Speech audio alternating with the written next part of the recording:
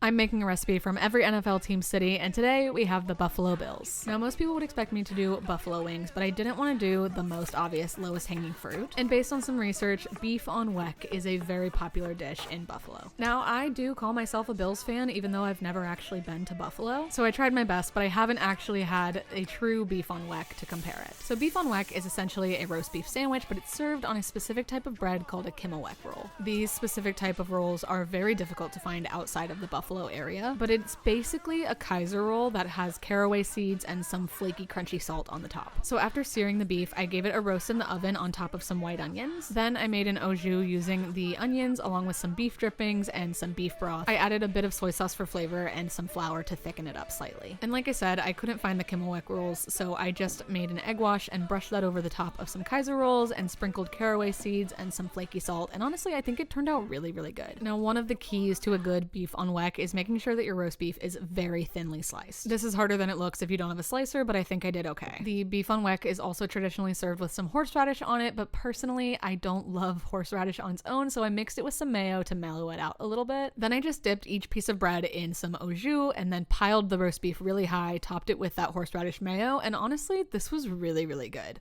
That's actually a lot better than I thought it was gonna be. The horseradish just cuts through the fattiness so well. The salt on this bread, fantastic. Go Bills.